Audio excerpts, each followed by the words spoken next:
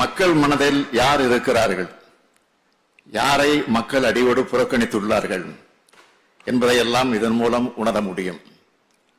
அதனால்தான் மக்களால் ஒதுக்கப்பட்டவர்கள் நமது முகத்தை நேருக்கு நேராக பார்க்க முடியாமல் தினந்தோறும் இந்த அவைக்கு வந்து அவையின் மாண்புக்கும் குந்தகம் விளைவித்து சென்று விட்டார்கள்.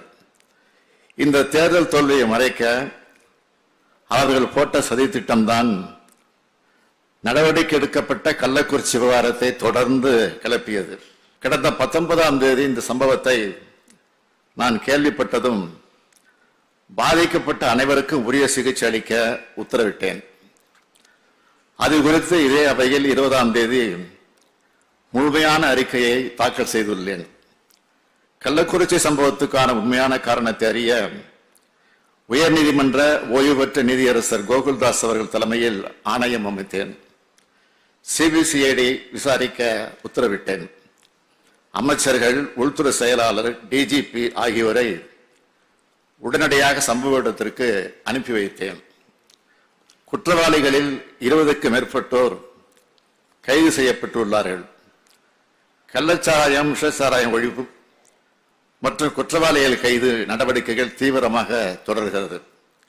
இறந்தோர் மற்றும் பாதிக்கப்பட்டோர் குடும்பங்களுக்கு இழப்பீடு வழங்கப்பட்டுள்ளது.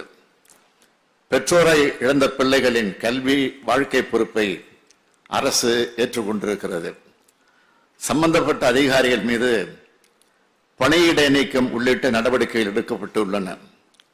இப்படிப்பட்ட நடவடிக்கைகளை 24 மணி நேரத்தில் எடுத்துள்ளோம். இதன் பிறகும் நடவடிக்கை சரியில்லை என்று சொல்வது அவர்கள் நடத்தும் திசை திருப்பல் நாடகம். எதை மறைத்தோம் என்று சிபிஐ விசாரணை கேட்கிறார்கள். சாத்தான்குளம் சம்பவத்தில் 2 பேர் கொல்லப்பட்டதற்கே சிபிஐ விசாரணை கேட்டீர்களே என்று மாண்புமிகு எதிர்க்கட்சி தலைவர் பேட்டி அளித்திருக்கிறார். மனித உயிர்கள் இறந்து போனால் 2 பேரா 20 பேரா என்று பார்ப்பதில்லை. ஒரே ஒருவர் இறந்தாலும் அது மாபெரும் இழப்புதான். சாத்தான்குளம் சம்பவத்தை அன்றைய அதிமுக அரசு முழுக்க மறைக்க, திரிக்க நினைத்தது. அதனால் அப்பொழுது சிபிஐ விசாரணை கேட்டோம். ஆனால் இன்றைக்கு இந்த அரசு எதையும் மறைக்கவில்லை. குறுகிய காலத்திற்குள் குற்றவாளிகளை கைது செய்து ஒருவர் கூட தப்ப முடியாத என்கிற நிலையை உருவாக்கி இருக்கிறோம். விஷச்சாராய விற்பனை என்பது ஒரு சமூக குற்றம்.